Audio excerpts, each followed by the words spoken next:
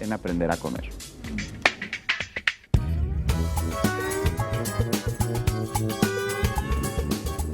Me da mucho gusto saludar a María. Buenos días. Buenos días, Juan, ¿cómo estás? Pues muy contento, muy interesado en este tema porque ¿cuántas personas sabemos que no podemos ir a comer a nuestra casa todos los días por cuestiones de trabajo, de distancias? Por ejemplo, aquí yo creo que la mayoría no puede ir a comer a su casa a diario y es lo ideal, pero muchas veces no hay el tiempo de planear, organizar. ¿Y dónde podemos ir? ¿Tú dónde comes normalmente? Yo sé que tú no comes diario en tu casa. Así es, pues le estoy buscando por aquí, por allá, a veces una fonda, a veces un puestito en la calle, pero en efecto, pues a veces estamos preocupados por llevar a cabo una alimentación sana, comemos grasa, comemos de todo, pero mira, me mantengo delgado.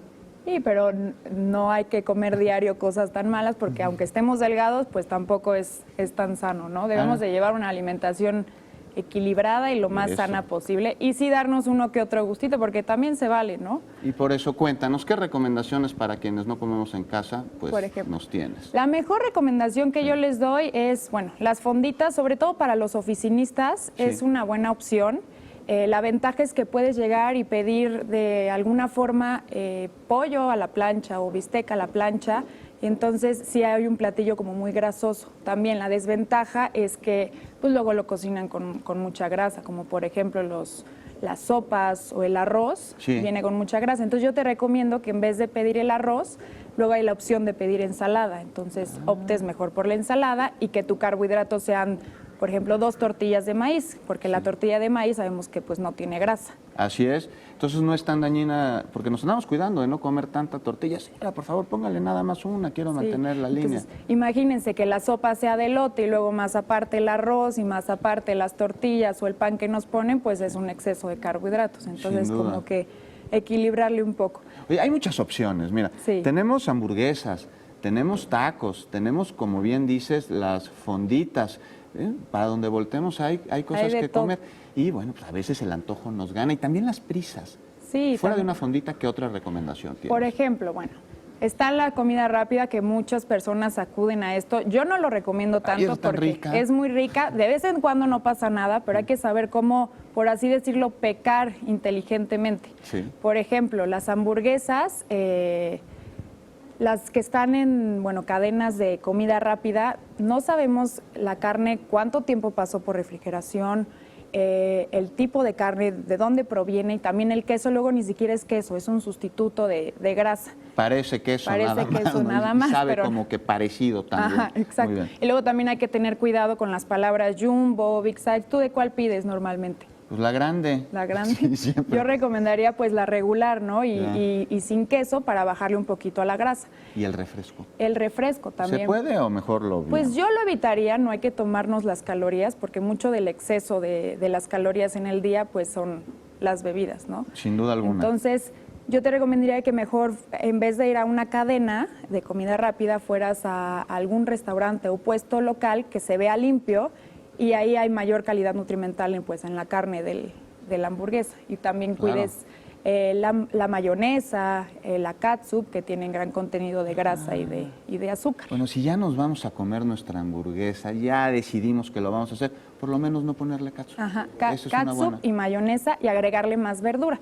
Y en vez de, con las papitas a la francesa hay que tener muchísimo cuidado porque 5 papas a la francesa equivalen a una tortilla. Nada más 5. Aproximadamente. Tan ricas entonces, que son, imagínense, obviamente no nos vamos a comer 5 papitas, nos vamos a comer más 50, de 20. ¿No? ¿Cómo cuántas vendrán en una Han de ser porción? como, no sé muy bien, pero aproximadamente yo creo que más de 20, 25. Nunca suficientes para saciar el apetito y el antojo. Oye, y una opción no podría ser tal vez prepararnos, darnos 15 minutos y traer algo de comer a la oficina. Esa es la mejor opción, la más saludable. Vas a controlar las porciones, vas a controlar la preparación y pues es muchísimo más saludable.